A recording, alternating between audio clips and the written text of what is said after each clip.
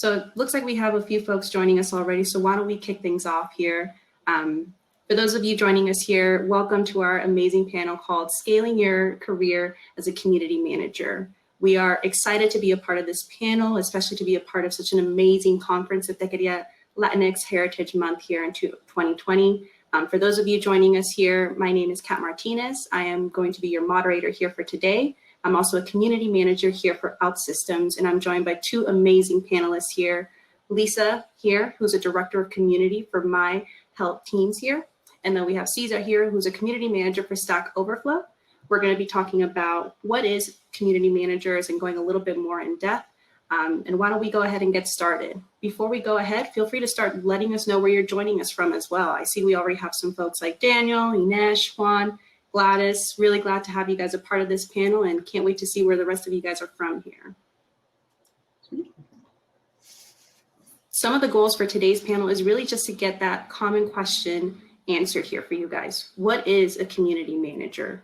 It's a very high in demand role right now, and we're seeing a lot of tech companies utilizing that role for something to help them grow their brand, get them know their users, their community overall. So we really want to help answer that question during today's panel. We'll also be sharing insight onto how to get into this high in demand role, as well as some advice on how to break into the community space here. For some of you guys that are already chatting with us here, let us know if you've already applied for a community manager role or if you know what it is. A simple yes or no if you know what the role is. Let us know here in the chat right now. Oh, looks like we got Jasmine here. Oh, looks like it's a little bit of half and half right now about what the role is. And that's okay. That's what the whole purpose of today's panel is, to get you guys familiar with it. There's so many people that have different verticals for a community manager role, and we're here to kind of break it all down here for you. For rules of engagement during this panel, feel free to leave any comments or any questions in the session's chat box here, as you guys are right now. If you guys do want to ask your questions live to some of our panelists as we finish up and we're in the middle of Q&A, please feel free to connect your audio at the top right where you'll see a blue button, and you could join us here in the middle of the Q&A near the end. And lastly, if you need advice on how to become a community manager, we'll also be sharing our LinkedIn so you guys could connect with us afterwards and we could chat with you one-on-one, especially if you're going into a specific vertical, or you want to go ahead and actually learn about, hey, you know, Lisa, she's over here managing in this community right now, or Cesar, he's over here managing a developer community. First off, why don't we go ahead and actually have our panelists introduce themselves. For you guys here, Lisa and Cesar, really tell us about yourself and how long you've been in the community management space. Lisa, why don't we go ahead and get started here with you? Sure. Thanks, Kat, and thank you so much for having me a part of the Techqueria Latinx Heritage Month celebration 2020. I have an interesting story, I think. When I was younger, I wanted to be an actor, and I have a theater degree in acting and directing. So I got like a side gig in customer support, but all of a sudden I realized this is actually a pretty good career. So I managed to go through the different levels of customer support, and then finally joined my health teams, which is a really, really amazing company who has 37 social networks that all have the subject of chronic conditions. And yeah, so I have the great opportunity to manage a team over there. That's awesome, and especially 37 networks. I really want to get down into that a little bit later in this panel here and hear how you manage all of those and being a director of community. But Cesar, would love to hear a little bit about yourself and how long you've been in the community management space here for our attendees listening right now. Yep. All right. So same as Lisa, I also have a theater degree, and right, completely unrelated to how I got into community management, but it's not that uncommon to find theater people in community management. I know that Evan Hamilton from Reddit also has a theater degree, and we were chatting that some other folks that we know have them too.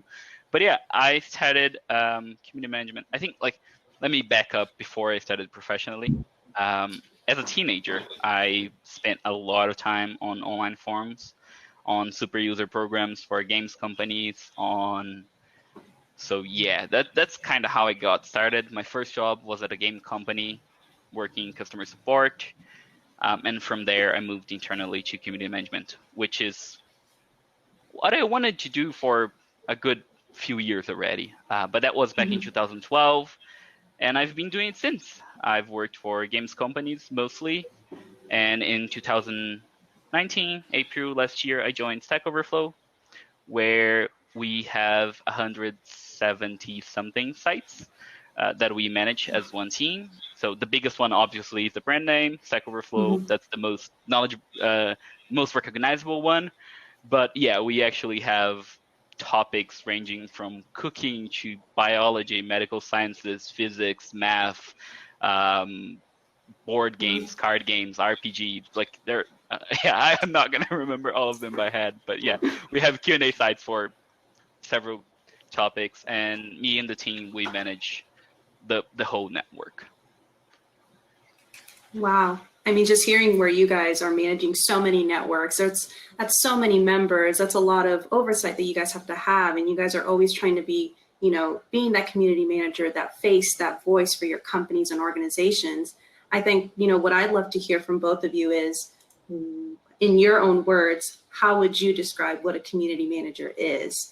And I already see that being one of the questions here on the chat, but I'd really love for the attendees to hear from you guys directly, being in this space for years now. How would you describe what a community manager is? Do you want to take it first? Go for it. Caesar, let's go with Caesar for this one. Lisa, right. You went first on that one. Okay. All right. So I think the first thing to know is it's a different role in different companies. What I do at Stack Overflow is different from what I did for games companies, but at the core of it, I believe, is relationship building, right? You are not only creating a relationship with the customers and the people around your brand, but you're also fostering it between themselves. You want them to get to know each other, to recognize each other, to know who they are, and form those friendships, relationships around spaces your brand provides. So it's a lot of communication, conflict de-escalation, directly engaging with members. Policy decisions come into it a lot, where how you're applying rules, why, what's fair, what's not, what's allowed, what's not. And then serving as the general liaison between community and your organization, right? I do want to plug a tweet from In Before the Lock. It's a community management podcast, and they actually wrote a description of a small description of generally what is the community management that I think is very good. So I will drop that into the chat while I let Liz answer. Please do. I love that podcast. In Before the Lock, for those of you that aren't familiar with that podcast, is ran by some of the biggest community experts and industry leaders there, Brian Oblinger and Erica Cooler. Both of them have ran great communities. And as Caesar had plugged already here, feel free to check out that tweet and follow them as well. That podcast is a great resource if you're trying to get familiar with the space. They've ran great communities at Salesforce, Alteryx. I know Brian had some time previously at PlayStation there for a bit. And I always look up to Brian because he was probably the one person that actually gave me a shot into the community space when I worked at Alteryx there. So shout out to you, Brian, if you're listening here. Nice. But Lisa, shameless plug, I know. Yes.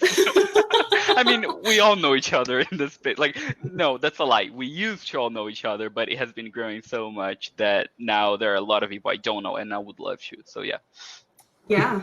And this is where, you know, these talks really help us because we're starting to grow that industry and we're seeing it grow so rapidly. So Lisa, I know some of our attendees here are saying they're curious and they want to know, how would you describe what a community manager is in your own words? Yeah, definitely. I'd say it's definitely wearing a lot of hats and always trying to remember where people come from. So we have over 2 million members who are registered, 37 different chronic conditions. So everything from COPD to lupus to depression to PCOS, and understanding that every single person who signed up wants to connect with others who are like them. So they want a space that's, safe and somewhere they could just like be themselves and talk about like daily lives. Where we come in is we're there to like just help, interact with members. If there's a situation that we need to take a look at, we may, coach people one way or the other. We also may create an environment where people know that, this is a place to come for support and to feel safe. And so I think at the end of the day, if we're always creating those types of situations and nudging towards kindness, that's probably the best way to describe how we do community management. I mean, Caesar, do you want to add anything else? Because I think you guys said it beautifully here. Yeah, no, I love the wearing many hats. That's definitely true. There's a lot of product work too, understanding your product, bridging feedback, explaining why your product worked the way it does, and then bringing back suggestions, feedback, ideas, problems that the users have, understanding users' pain points, and being able to share that with product team. Since we're a network of sites, that's something we do a lot because we cannot take care of like all the 170 sites individually. A lot of our work is aggregating and acting and empowering our moderators and our volunteers to do those things and helping them so we can better serve everyone by improving the product.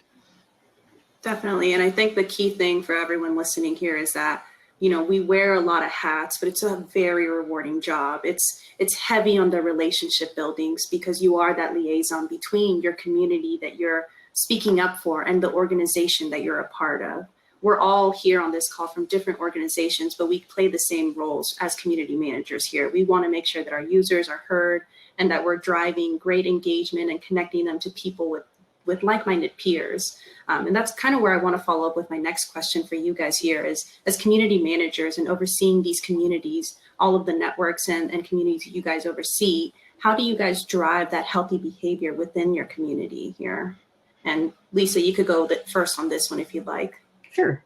When I mentioned earlier, just understanding where people are coming from, also understanding that they may not know, if there's a certain type of behavior that we're expecting. So we do have the community guidelines to make sure that this is, a nice framework of what we do allow on the social network.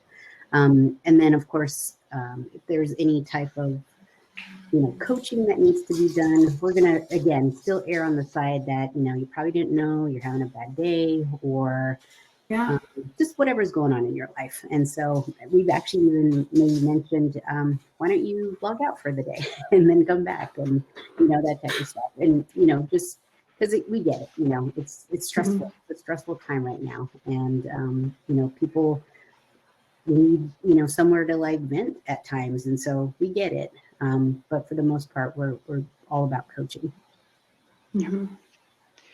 Yeah, for me, I think I have so many thoughts around that. I've been working with moderation, content, designing up for optimizing good behavior for a few years now. I think the key to think about is intent matters, but it matters to the extent that you are determining what you're going to do with it.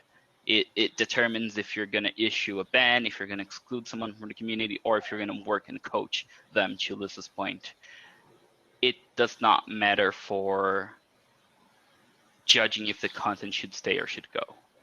If the content is harmful, if the content is against the rules, the impact of it being there is what matters. And then you get rid of it, and then you analyze intent. And you can assume good faith and assume good intent to an extent and favor coaching, favor talking to the person, favor rehabilitation. Let's say that's a bad word, but anyway, I think it conveys the meaning rather than punishment. The other big thing for me about it is, especially when I'm talking about a site with millions of users like Stack Overflow, I am not going to drive change of behavior by focusing on people.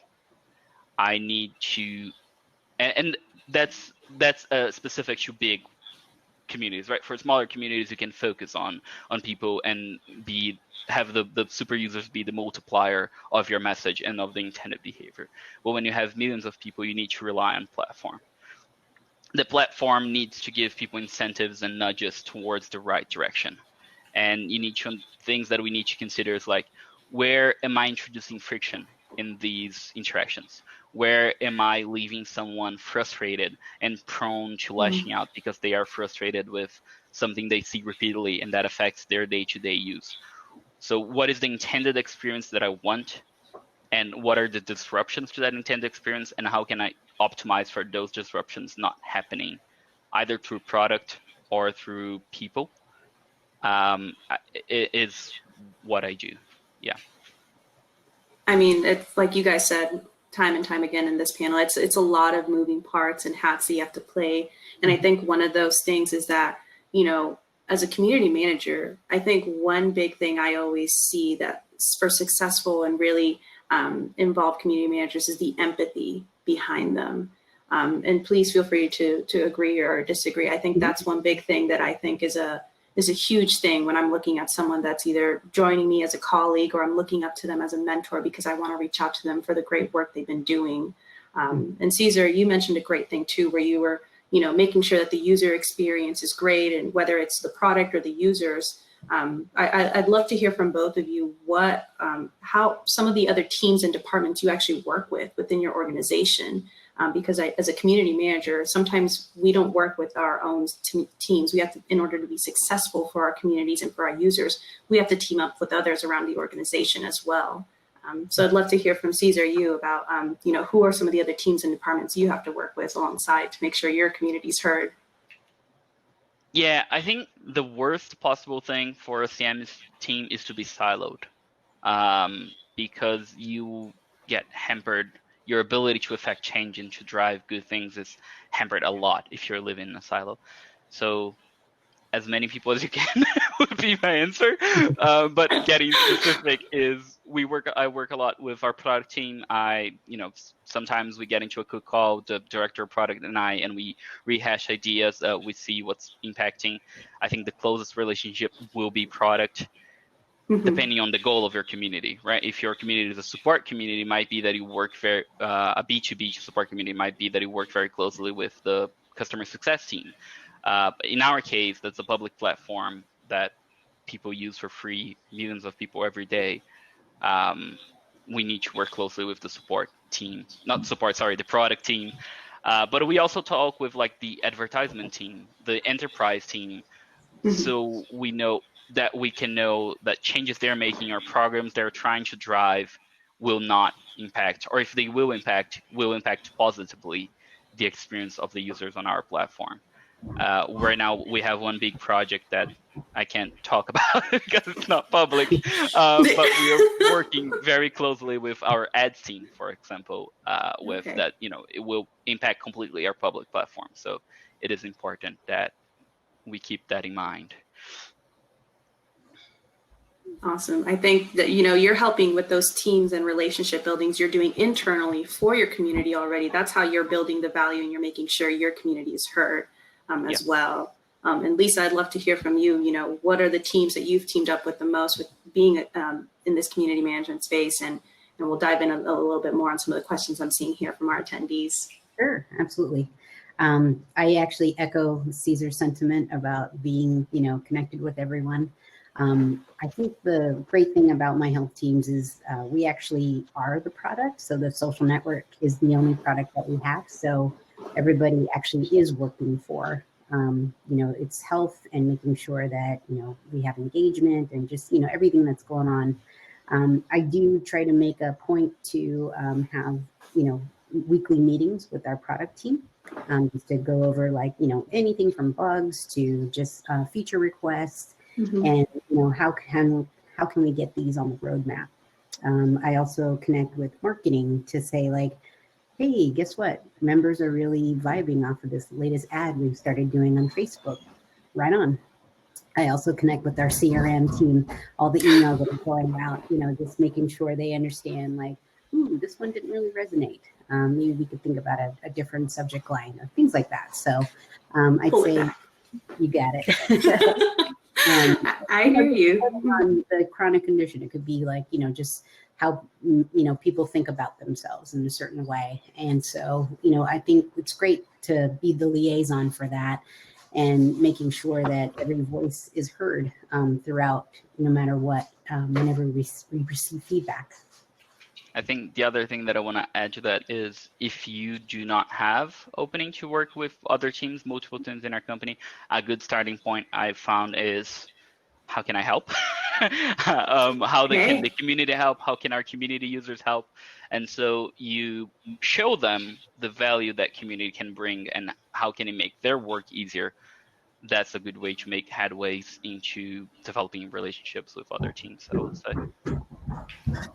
I love it. I think this leads me right up to our next question here is, for folks that may not already have that community management experience, what are some of the advice and or resources you'd share? I know, Cesar, you already plugged in the In Before the Lock podcast, and I saw someone else already plug in Master of Community here. But I'd really love to hear from you both. What are some other resources, some areas that people could look and develop since they don't have that experience yet, but do want to go into this space?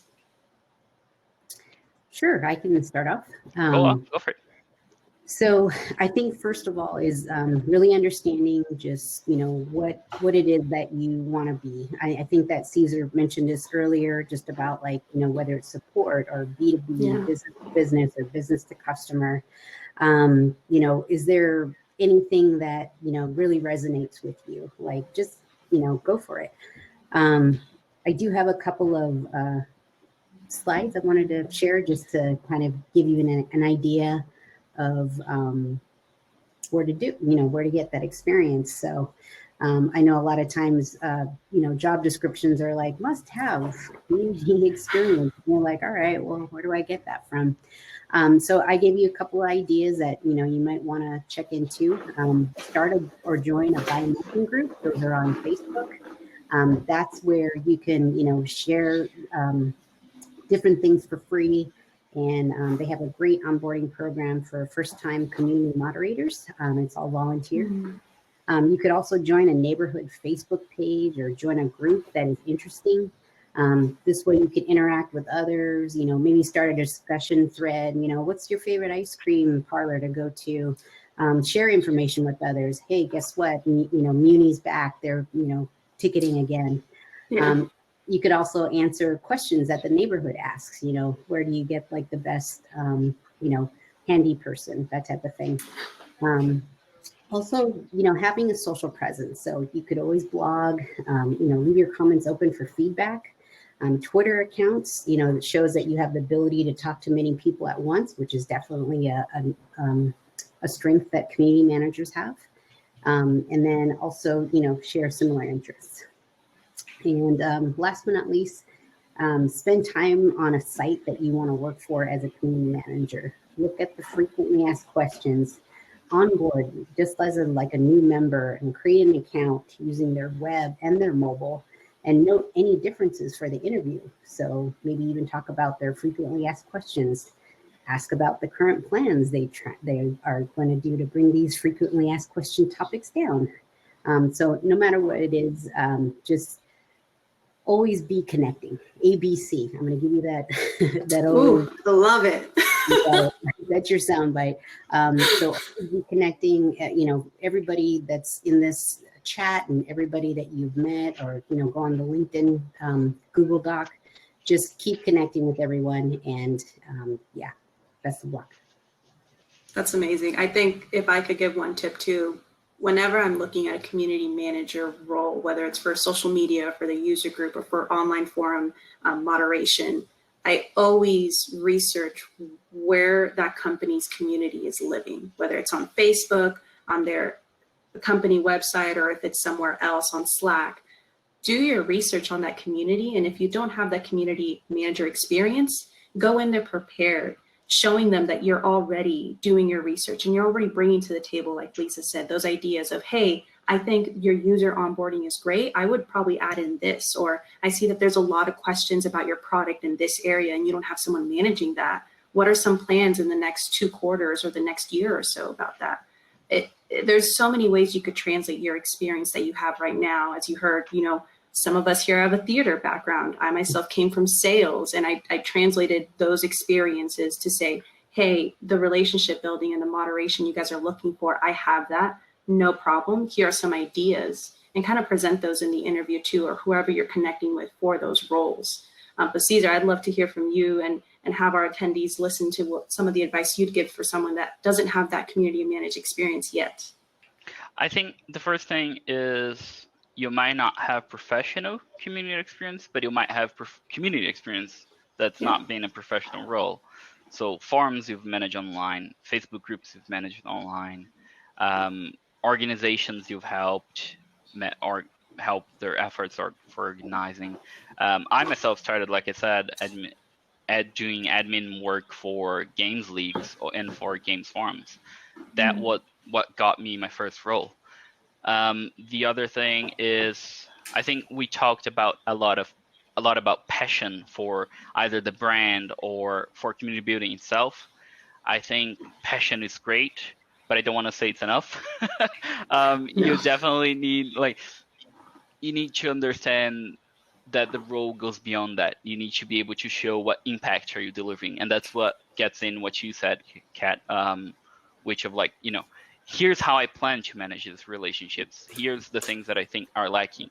That's showing impact beyond passion. It's showing that you can analyze the situation and give your thought, and you have thoughts about it. You have plans about it, right? I think in terms of resources, I want to call out Feverbee has a good blog by Richard Millington. I'll put all the links in the chat after I've done mentioning them. But yeah, Awesome. Evan Hamilton runs a newsletter called Community Managers Breakfast. I heavily recommend his newsletter. It's great content. CMX has a blog about community management. And again, another newsletter is Carrie Melissa Jones' newsletter. It's also great. So yeah, I'll put those links there while we can move on to the next one, I guess. Of course. And, we have 15 minutes before we have to wrap up. So I'd really love to give the rest of the time here to some of our attendees that have been patiently listening to us and hearing all of the great advice you guys have been sharing here. For those of you that want to ask your question live, feel free to, again, ask to participate. I do see a few folks already wanting to join us. So I am trying to see if we'd like to bring anyone on stage with us to join. But one question that I did see here come up earlier that I'd love to ask for the both of you is, you guys kind of explained this already, but how do you explain to your Latinx relatives, your moms, your tias, your primos, the relatives that aren't in that tech space, or you might be the first person in the tech space right now. How do you explain exactly what you do? Lisa, I hear you chuckling already. Yeah, go for it. That. Yeah, I'm bicultural, so I have the Filipino side and then I have the Mexican side. So I kind of have like a different speech for both, but usually pretty much the same, which is, the best way to describe what I do, abuelita, is to say, I help people and I help people talk. So she's like, what? And I go, yeah, like patients, they come on and they want to talk to other patients. Oh, okay. And then now she understands. So I'd say, I connect people online to talk. She thinks they're on the phone or something, but it's okay. But yeah, that's probably the best way I say it. I think for me, it has always been hard. My parents, they thought first when I was working in games, I was helping sell games. Whenever I went to conferences and trade shows and etc., it was, oh, so you have a stand where you're selling the game. And then no. Then they relate to customer support a lot, which I think has its aspects, right? But it's not the goal. So the best way I've found to explain is, think of a book club or any other meeting that, where people go together. Someone needs to organize. Someone needs to put thought of where we'll meet, what we'll bring, what we'll read, what kind of food we'll have. If the conversation turns sour, someone needs to be able to guide it to a better spot. So it is organizing things, organizing places where people gather, making sure to steer it in a healthy way that productive conversations can happen, and then thinking what those spaces need to grow. That's kind of and then they get the relationship aspect of it. That's oh, so it's about people connecting with people rather than a transactional or a support relationship. Yep. People connecting people. Oh, beautiful. I'll tweet that later.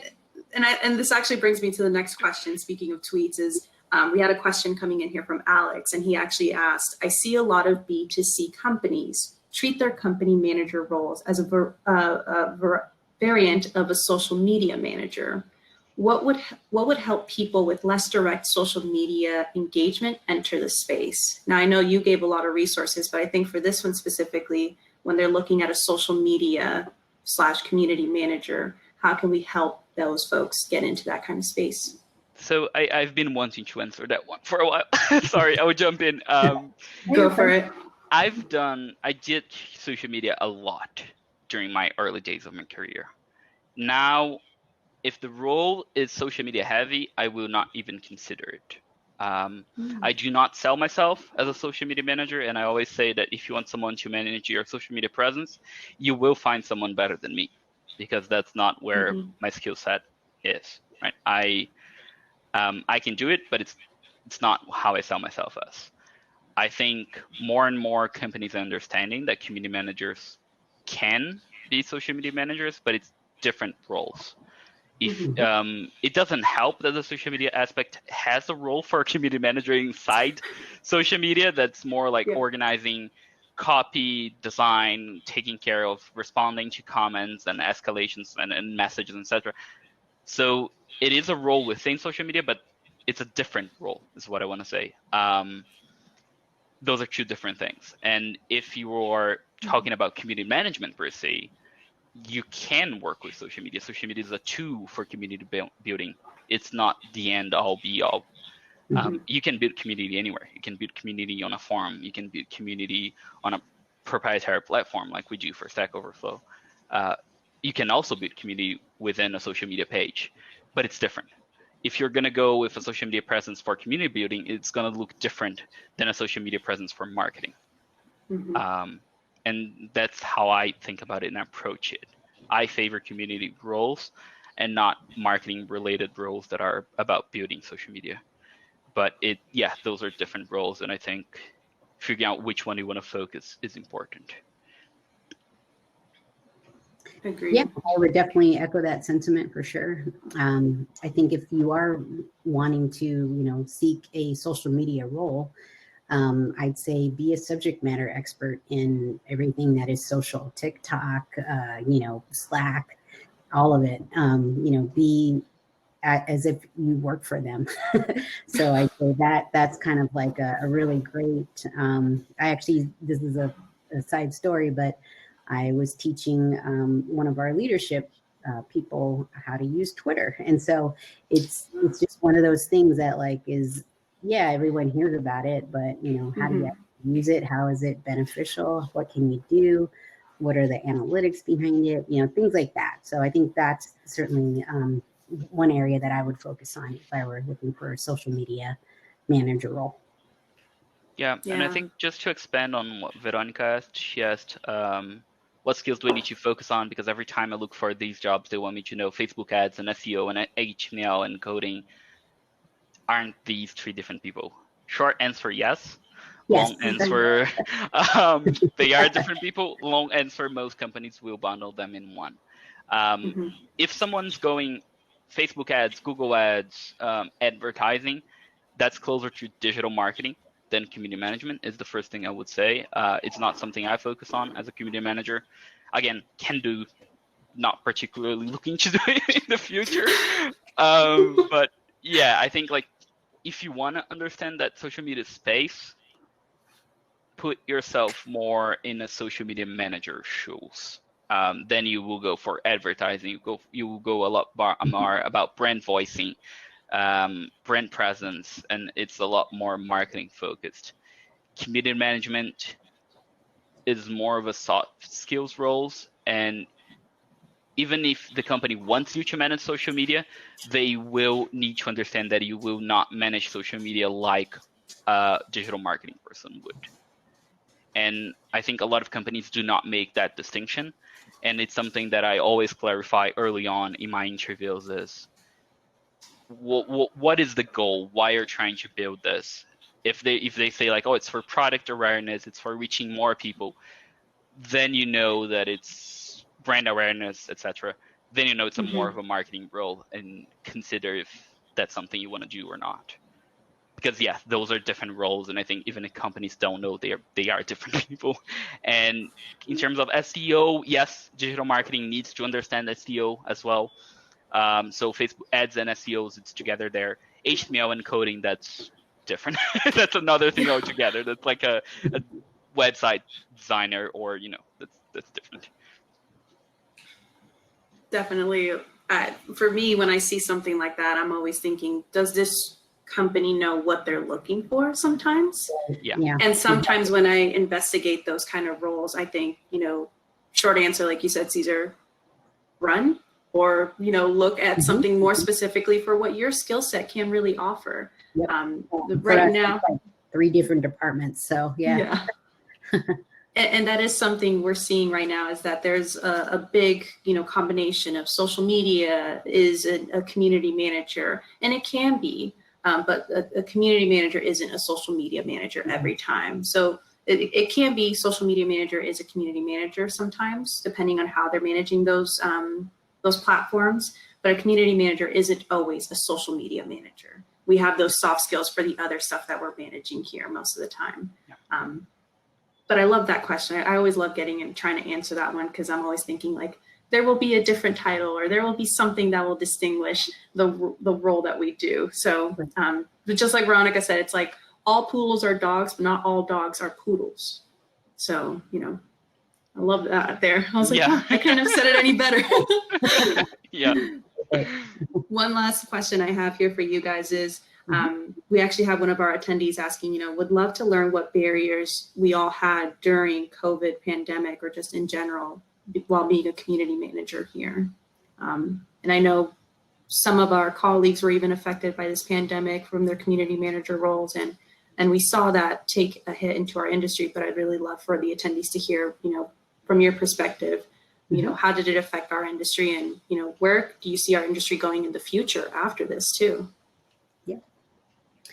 I think for us, it was checking the pulse of like what's going on in the world, and making sure that we're matching that as well. So if it meant that we needed to have, more resources that were COVID related with your chronic condition, we were definitely writing that. If we needed to, just make sure that everybody was aware on, just where to get their specific help. We had doctors come on and provide with like actual tangible, how-tos, especially since one of the, the hydrochloric, whatever that. Is like all of our, members were like, hey, I take this, what's going on? And so, just really understanding what is on the mind of everybody, understanding the fear, and trying to balance, ourselves at home, making sure we're doing self-care, not sitting on Zoom all the time, and, getting up, and nutrition, all that good stuff. I think it's pretty good that we get a chance to work from home. So I feel really lucky about that. But rounded way of saying we're managing it. And it's definitely difficult. But it's getting done. I think for us, so there's the specific answer for Stack Overflow. I would say it didn't impact us much. In fact, a lot of our sites got more traffic. We have our academia site, for example, that got a lot more traffic because people were asking, how do I teach university classes online? How does that shift is working for professors and etc. We had our internet security site got some of a bump of traffic because people again were trying to figure out, how do I make these safe? How do I make these spaces secure through the internet? So we saw an increase in traffic. We also have a medical sciences site that started to get a lot of questions about COVID, but the thing is, we have strict requirements in terms of you need to back up your answers with science. And for COVID, science is a thing that didn't exist a lot. There were a lot of doubts, a lot of things that, studies that were being conducted, studies that were not peer reviewed yet. So handling that was hard. We actually got some medical students that volunteered to help us create some of the content there. We had our moderators who did a ton of hard work creating the content and helping fight misinformation, helping make sure that our standards were not lessened, because everyone wanted to know what, in the early days, no one knew anything, and everyone wanted to, am I safe? How can I protect myself? And that's not even on topic for our site. So our moderators there had a lot of work. And we try to help as best as possible. I think for other industries, one of the big things I think we'll see is virtual events, much like this one, right? We have no idea when we'll be able to go back to doing offline events. So some companies saw their revenue go to zero in a month because they were event focused, and a lot of people had to pivot their strategy and their events. And so it was a good year is a strong word. It's weird to say it was a good year, but it was a year that saw increase in demand for what we do for community managers. It saw increase in demand for internet things happening over the internet. For myself, I've been working remote since 2016, so not a lot of change there for me, fortunately. I am in São Paulo, in Brazil, which was a city that was very affected by COVID. Thankfully, I have a job that allows me to stay at home. And my husband could stay at home with me. So yeah, the personal impact was little. Our site's impact was medium, I would say. It helped that some sites grow, but some things were concerning. But the industry impact, I think, is big, both in terms of positive and negative things, but mostly people are needing to figure out how to do things differently than they were doing before.